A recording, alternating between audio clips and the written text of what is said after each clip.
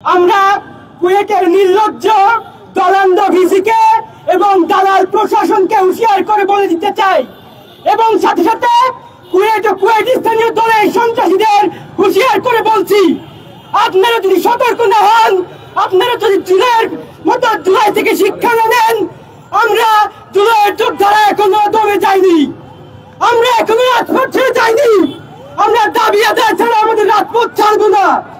আপনারা যদি এই ধরনের অস্থিতিশীল পরিস্থিতি কুয়েটে জারি রাখেন, আমরা আপনাদের জীবনকে অস্থিতিশীল করে তুলব।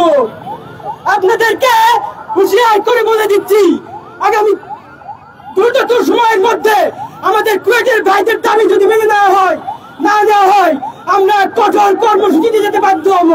ধন্যবাদ সবাইকে। আপনারা সকলেই অবগত আছেন, কুয়েটের সাধারণ শিক্ষার্থীরা গত 2 মাস ধরে ন্যায় বিচারের দাবিতে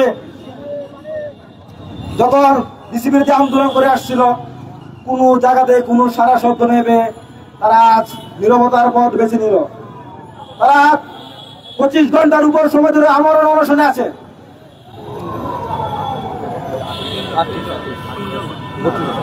তিনজন অলরেডি হসপিটালাইজড।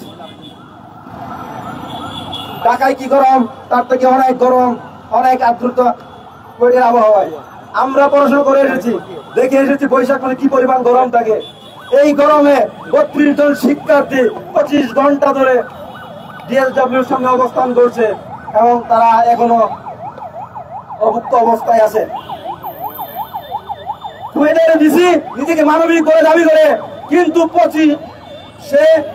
25 ঘন্টা ধরে 32 জন শিক্ষার্থীকে অনাহারে রেখেছে।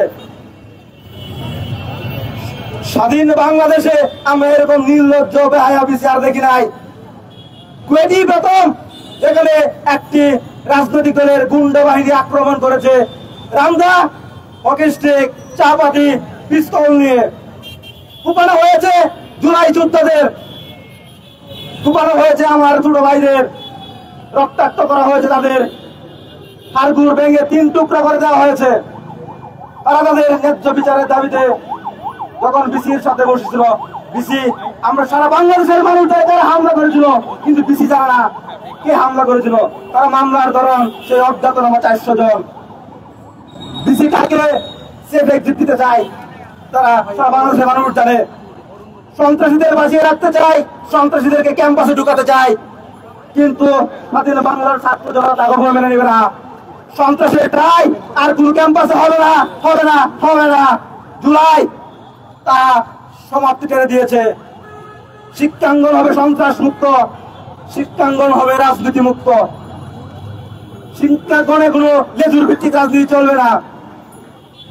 কুয়েটিভিসি ছাত্রদের উপর হামলা করে ক্ষান্ত নেই, সেই আহত ছাত্রদের উপর মামলা করেছে 22 জন শিক্ষার্থীকে আসামি করে এবং 37 জন শিক্ষার্থীকে বহিষ্কার করেছে। এই সকলেই আপনারা সকলেই জানেন। তারপরে আপনাদেরকে বলা কতটা নির্লজ্জ বেহায়া ভিসি। আমরা আজকে এখানে একটা দাবি করতেছি, কুয়েটের রানিং শিক্ষার্থীদের সাথে আমরা সংহতি প্রকাশ করতেছি। কোন অবস্থাতেই এই মাসুদ ভিসি থাকতে পারবে না কুয়েটে। এটা আমাদের 1 দফা 1 দাবি এবং অতি দ্রুত নতুন ভিসি নিয়োগ করে ঘটনার সুষ্ঠু তদন্ত করে রিপোর্ট দাখিলের অনুরোধ করতেছি। আর পরিশেষে আমি 2 ছাত্র প্রতিনিধি আসিফ মাহমুদ মাহফুজকে বলতে চাই, আপনারা যদি মনে করেন নিজেরা ছাত্র প্রতিনিধি, সবার আগে ছাত্রদের অধিকার নিয়ে কথা বলবেন। যদি ছাত্রদের অধিকার নিয়ে কথা বলতে না পারেন, তাহলে ছাত্র প্রতিনিধি এই পরিচয় দিয়েন না। অনতিবিলম্বে শিক্ষার্থীদের পাশে দাঁড়ান।